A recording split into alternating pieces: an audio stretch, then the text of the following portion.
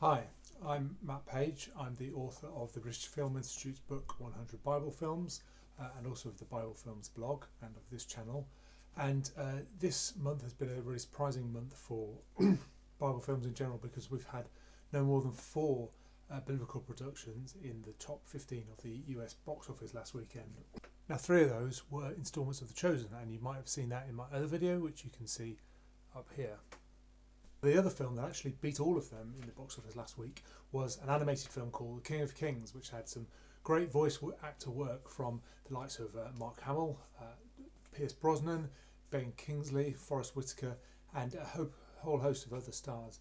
And one of those stars I'm going to talk to in today's interviews is a guy called James Arnold Taylor, who's a very well-known voice actor, and he played a number of the other roles in the film, including playing the young Jesus, three of the disciples, one of the wise men, and Malchus, the follower of the high priest who gets his ear cut off in the Last Supper scene. So, without further ado, let's go and hear what James had to say. Pleasure to meet you, James. It's always nice to speak to people that have been involved in making them. I guess one of the things that really interests me about the film is South Korea origins, which I know isn't massively kind of how it's necessarily been marketed over here in the States, but I know you've kind of, and I wondered if you could let me know a little bit more about that, because you've been involved in the project for a very long time. Did you first get involved around 2019? Yes, that's correct. Yeah, 6 years I've been involved, and I did the initial scratch tracks for all of the voices. So I was voice of Jesus and Dickens and the devil and all in between, and most of the apostles. And thankfully, they kept me in as three of the apostles and Melchior and young Jesus and many voices. But it's been a wonderful project to be involved with, and they have such a wonderful vision for it. That I think the key component is they approached this as a live action film. And the cinematographer is a live action cinematographer, and they shot it in a way that they would have done a live action movie, and it shows in the beauty of the shots and the graphics, and I love the animation of it. But I think it was really important for them to get a story. And in fact, we were at the premiere last night, and the director was there, Jay was there, and talking about the importance of getting the story of Jesus right. And because their audience isn't always getting that story. So it was beautiful for him to be able to tell this story there, because and then it's going to go across the world and across the pond to all of you as well. And what a wonderful opportunity they've been given through Angel Studios to bring this to life like that. Yeah.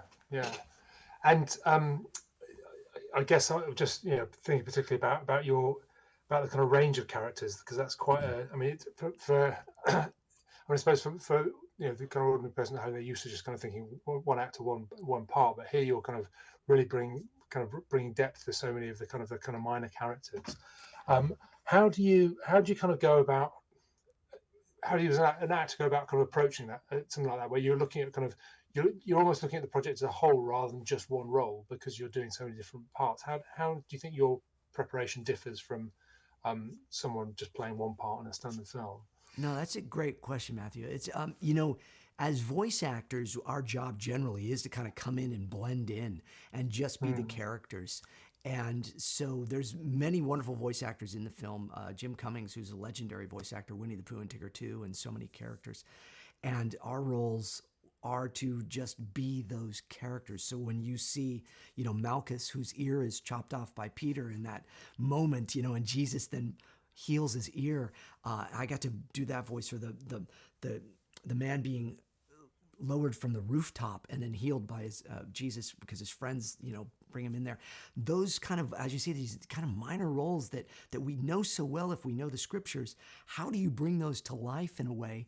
It's a great question, and I think of course, having such a strong faith and being a Christian for decades of my life, giving my life to the Lord when I was 22, I just was able to put myself in the position of that, because I think that so many of us kind of feel that we feel the weight of Jesus.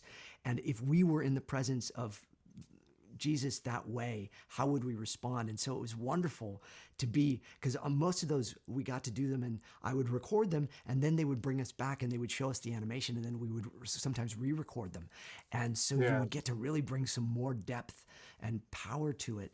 But like the greatest honor was getting to voice young Jesus in this 12-year-old Jesus, and Yeah, I was going to ask about it's that. it's pretty amazing to go to see it come to life, and then figure how would he sound, and I was just prayerful the whole time. I was like, oh Jesus, please let me get this right. I want to honor you in this. I want to honor you in all of the voices that I do in this, and find different tones and characters. And from Melchior, who's one of the wise men that brings frankincense to the baby Jesus, to Matthew, who's just kind of he's one of these disciples, and he's kind of right there, and then young Jesus and all of them.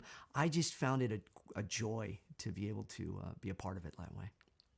Yeah, yeah. It was. I really like that line. I mean, it was just a kind of like, kind of almost a little joke, but hey, your dad's called Alpheus too. I noticed that one. It was a nice little throwaway line. Yeah. So you mentioned your own kind of faith. How do you obviously there's yeah. How do you how does this kind of role fit in with this? And I guess where you're trying to kind of position yourself more at the moment. I've noticed you've done a few other kind of faith-based roles. Is that Yeah. something that you're looking to work with more at the moment? Yeah, it's kind of fascinating. I've been walking with Jesus since I was 22 is when I officially gave my life to the Lord, and have been acting before that and such. And I have always been asking God open doors for me to do some faith-based stuff and some Christian stuff.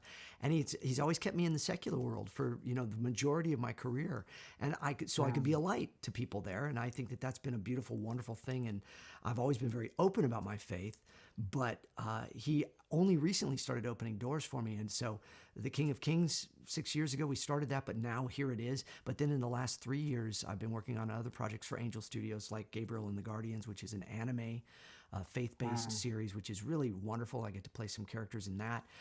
Butch Hartman has a show called The Garden, and Butch created The Fairly Odd Parents and Danny Phantom, and he is also a strong believer, and he has a show called The Garden. It's a preschooler show, and I play Lenny the Lion, and that's really fun. And then there's the Dead Sea Squirrels from Mike Naraki, who is, of course, one of the co-creators of Veggie Tales, and I've been in that.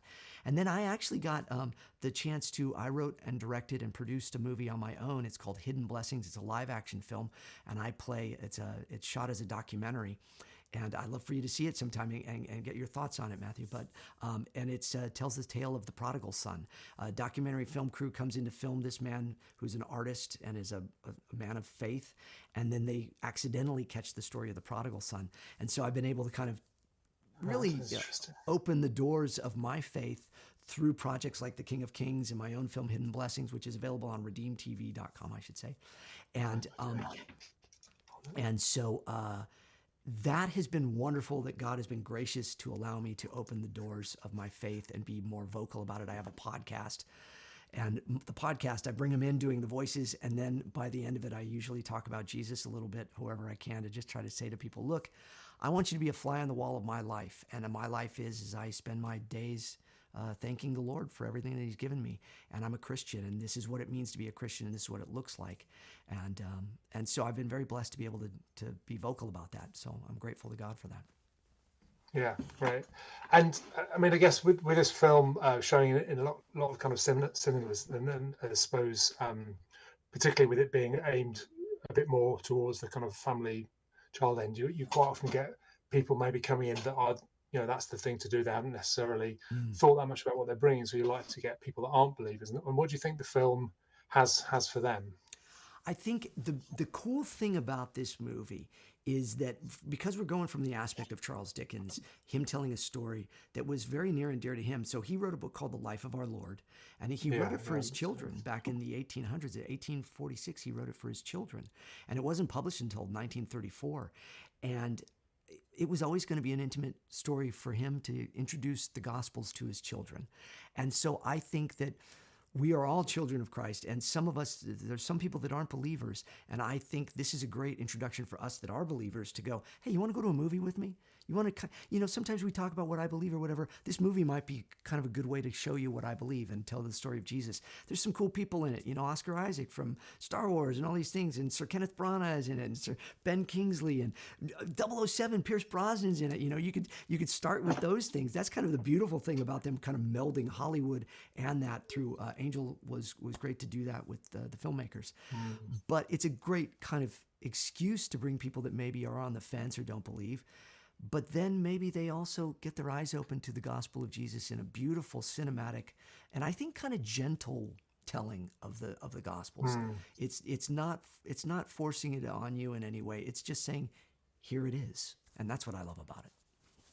Yeah, and I guess it's a kind of story about the father and the son, as well as the kind of the biblical element as well, which is a kind of nice. Yeah, nice that's true. Around, isn't That's it? a great point, Matt. Yeah. Yeah. I think I'm more or less out of time, so it's been really good to speak to you and hear your thoughts on the film. Really enjoyed your works, and I think particularly like the kind of the Malchus scenes in there, and just the kind of it was a kind of great little bit, and the you having voiced the boy Jesus as well was a surprise to me when I looked at that at the end of the film to see that that was you as well. It was pretty fun that they put my name in each one individually. Yeah, I thought that was kind of fun. My friends were joking last night at the premiere. They're like, "You were like every other name."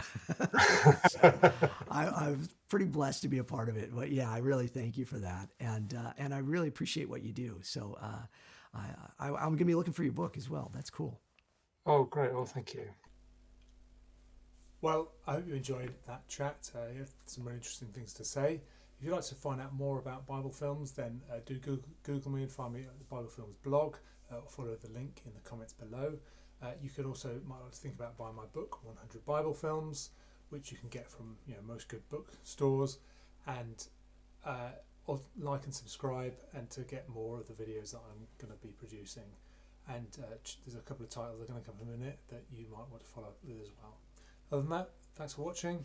See you next time. Bye.